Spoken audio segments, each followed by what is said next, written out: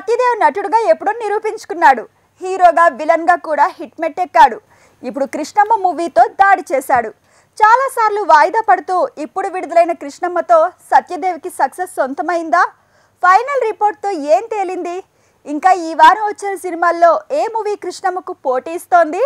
Take a look. Satyadev cinema అంటే content driven మూవీసే చేస్తాడనే brand image ఉంది.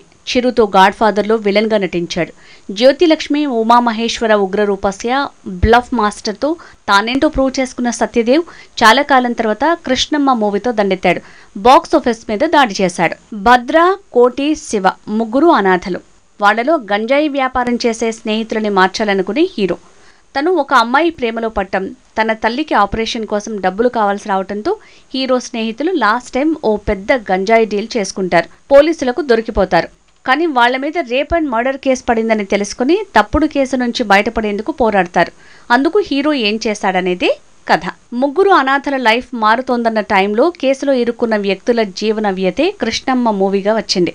ఇక హీరోతో పాటు అందరూ వాళ్ల పాత్రల్లో పాతుకుపోతే సత్యదేవ్ అంతా తానై సినిమాను తన భుజాల మీద వేసుకుని ముందుకు తీసుకువెళ్లాడు. కృష్ణమ్మ మూవీకి మ్యూజిక్ మ్యాజిక్ చేస్తే సినిమాటోగ్రఫీ, ఎడిటింగ్ కలిసొచ్చాయి. ఇక కొరటాల శివ సమర్పణతో ప్రమోషన్లో ఎమోషన్ కలిసొచ్చింది. ఇక సత్యదేవ్ కెరీర్లోనే బెస్ట్ పర్ఫార్మెన్స్ ఇచ్చిన మూవీగా ప్రశంసలు దక్కించుకున్నారు. ఇక కథ, కథనం కొత్త కాకుండా రా అండ్ రస్టిక్ లుక్ సినిమా ఫీల్నే మార్చేసింది. ఓవరాల్గా పర్లేదనే టాక్ వస్తోంది. కన్నడ నవల ఆధారంగా తెరకెక్కిన మూవీ ఆరంభం. ఉరిశిక్ష ఖైదీ ఊరికి ఒకరోజు ముందు మాయమవుతాడు. వేసిన తాళం వేసినట్టే ఉంటుంది. గోడలు కూడా పగలగొట్టిన దాఖలాలు ఉండవు. అయినా తను ఎస్కేప్ అవుతాడు. దాన్ని ఛేదించడానికే రంగంలోకి దిగిన డిటెక్టివ్కి ఉరిశిక్ష పడ్డ ఖైదీ డైరీ దొరుకుతుంది.